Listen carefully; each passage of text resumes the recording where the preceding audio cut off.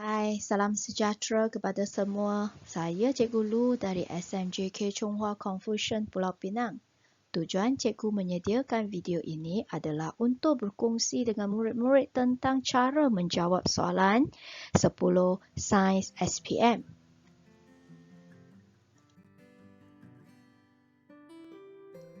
Sebagaimana yang murid-murid tahu, soalan 10 Sains SPM adalah satu soalan esei yang wajib dijawab. Soalan ini menguji kemahiran saintifik murid-murid.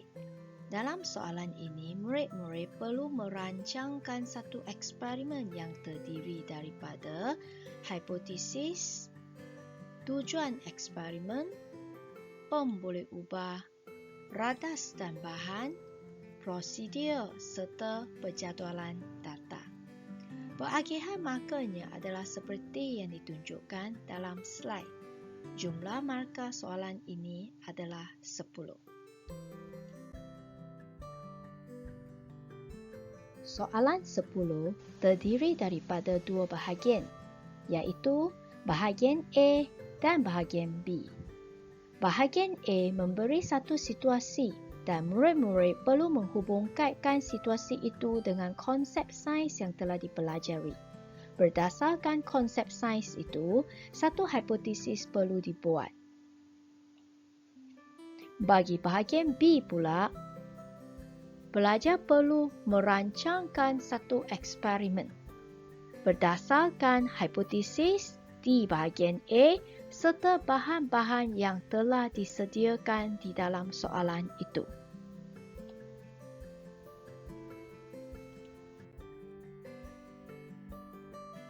Okey, biar kita mula dengan melihat satu contoh soalan yang telah cikgu sediakan.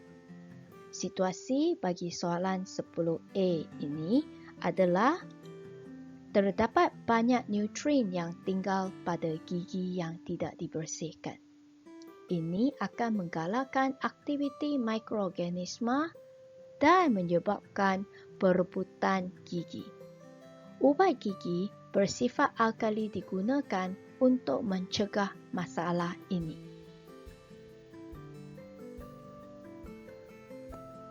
Daripada situasi yang diberi, maka murid-murid hendaklah hubungkaitkan topik manakah soalan ini ditanya.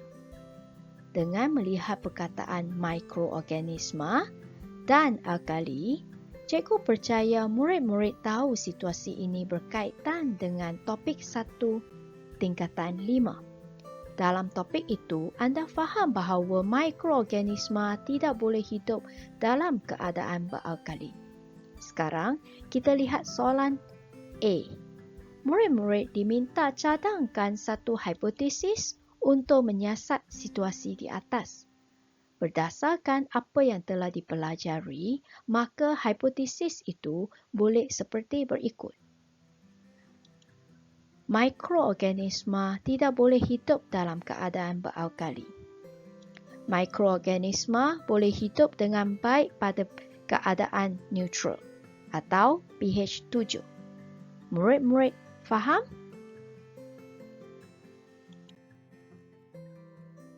Okey, untuk bahagian B, biar kita baca soalan dulu. Berdasarkan situasi yang diberi, rancang satu eksperimen untuk menyiasat pertumbuhan bakteria dengan menggunakan air sulin, larutan natrium hidroksida, bubur nutrien, 2 buah tabung uji dan satu bahan lain. Huraian anda harus mengandungi aspek berikut. Tujuan eksperimen, mengenal pasti pemboleh ubah, senarai radas dan bahan, prosedur atau kaedah, dan penjadualan data. Markah yang ditunjukkan kepada setiap bahagian adalah seperti di tepi. Okey, murid-murid, bagaimana kita mula? Rancangan eksperimen ini mesti berhubungkait dengan hipotesis di atas, iaitu kita perlu menjalankan satu eksperimen untuk menguji mikroorganisma tidak boleh hidup dalam keadaan beralkali dan boleh hidup dalam keadaan neutral.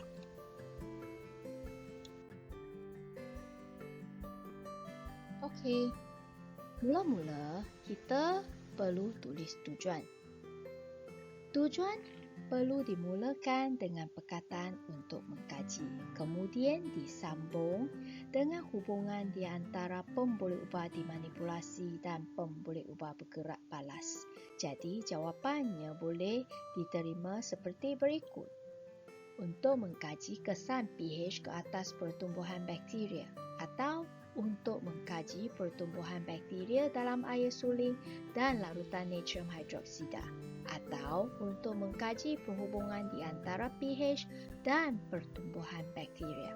Mana-mana satu di atas bolehlah dijadikan sebagai jawapan untuk tujuan. Seterusnya kita lihat pemboleh ubah.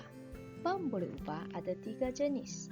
Anda dinasihat jawab ketiga-tiga, sungguh pun markah hanya 2 untuk bahagian ini. Ini boleh membantu anda mendapat markah penuh jika salah satunya tidak betul. Walau bagaimanapun, pada tahun 2019, soalan ini telah berubah bentuk. Soalan telah menetapkan pemboleh ubah yang perlu dijawab oleh pelajar. Jadi, pelajar perlulah baca soalan dengan teliti supaya jawab pemboleh ubah yang ditetapkan. Pemboleh ubah yang ditetapkan sahaja boleh mendapat markah. Bagi eksperimen ini, pemboleh ubah dimanipulasinya adalah pH. Tetapi sekiranya anda tidak ingat perkataan pH, apa bahan yang digunakan secara berlainan dalam eksperimen ini, maka ia adalah pemboleh ubah dimanipulasi. Jadi, jawapan boleh diterima air suling dan larutan natrium hidroksida. Murid-murid mesti ingat guna dan sebagai kata hubung di sini, bukan atau. Seterusnya adalah pemboleh ubah bergerak balas. Pemboleh ubah bergerak balas adalah keputusan eksperimen. Jadi, eksperimen dijalankan, maka keputusan yang dilihat adalah pertumbuhan bakteria. Dalam eksperimen, pertumbuhan bakteria boleh dilihat oleh kekeruhan buburan nutrien. Jadi, kekeruhan buburan nutrien juga boleh diterima sebagai jawapan untuk pemboleh ubah bergerak balas. Pemboleh ubah yang ketiga adalah pemboleh ubah dimalarkan. Pemboleh ubah malarkan adalah merujuk kepada bahan yang sama digunakan di kedua-dua set dalam eksperimen itu. Jawapan di sini adalah bakteria dan bubur nutrien. Walau bagaimanapun, kita perlu tambah parameter di depan. Apakah parameter yang sesuai di sini? Parameter itu adalah isi padu dan jenis. Jadi, jawapan boleh dijadikan sebagai isi padu bakteria atau jenis bakteria, atau isi padu bubur nutrien atau jenis bubur nutrien. Untuk peringatan kepada pelajar-pelajar, radar seperti tabung uji adalah tidak boleh digunakan sebagai pemboleh ubah dimalarkan.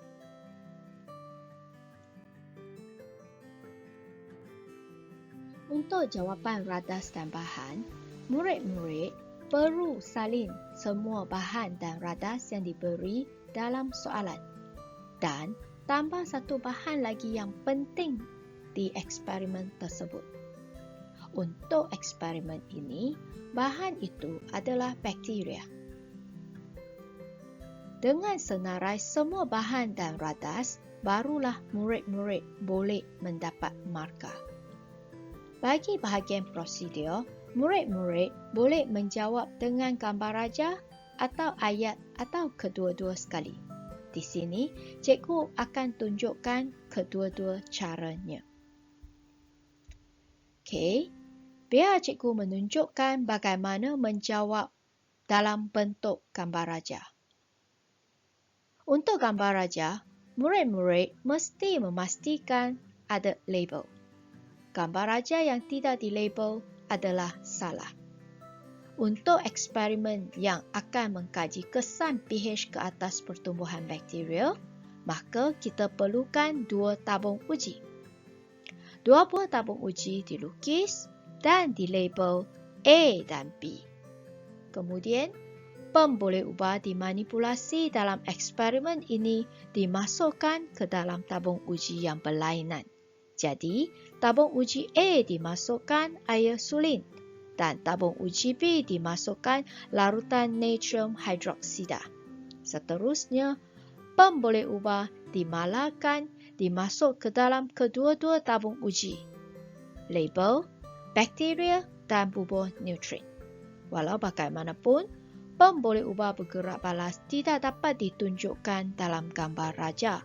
Maka, murid-murid, tulislah satu ayat di bawah gambar raja dan ayat itu perlu bermula dengan perkataan rekodkan dan disambung dengan pembolehubah bergerak balas. Jadi, ayat jadi seperti berikut. Rekod kekeruhan bubur neutrin. Eksperimen ini adalah berkenaan bakteria. Keputusan eksperimen biasanya perlu dibiarkan beberapa hari.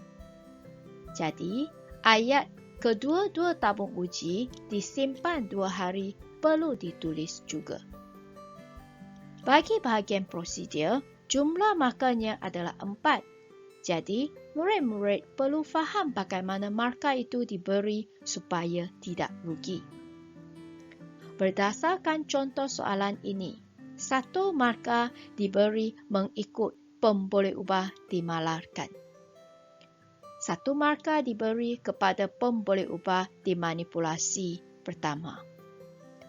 1 markah diberi kepada pembolehubah dimanipulasi kedua.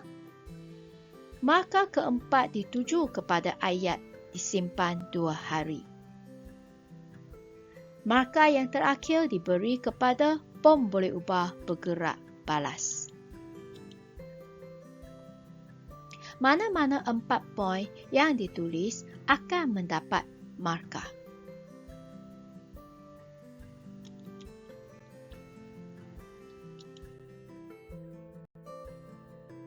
Dalam bentuk ayat pula, murid-murid boleh tulis seperti berikut. Sediakan 2 tabung uji dan label A, B. Air sulin dimasukkan ke dalam tabung uji A. Larutan natrium hidroksida dimasuk ke dalam tabung uji B. Masukkan bubur neutrin dan bakteria ke dalam kedua-dua tabung uji. Kedua-dua tabung uji disimpan 2 hari dan rekodkan kekeruhan bubur neutrin. Markah yang diberi adalah seperti tadi telah kita bincangkan.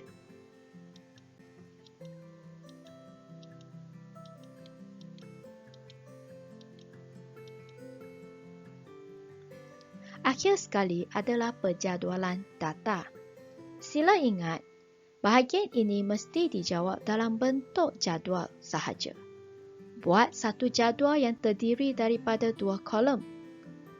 Petak atas sebelah kiri adalah ditulis pembolehubah dimanipulasi, iaitu nilai pH. Dan petak atas sebelah kanan adalah ditulis pembolehubah bergerak balas, iaitu kekeruhan bubur neutrin atau pertumbuhan bakteria. Di bawah peta pH, tuliskan jenis set pH yang dijalankan dalam eksperimen ini, iaitu air sulin dan larutan natrium hidroksida. Kosongkan ruangan di bawah pembolehubah bergerak balas. Ini adalah satu rancangan eksperimen, maka tiada jawapan untuk eksperimen ini lagi.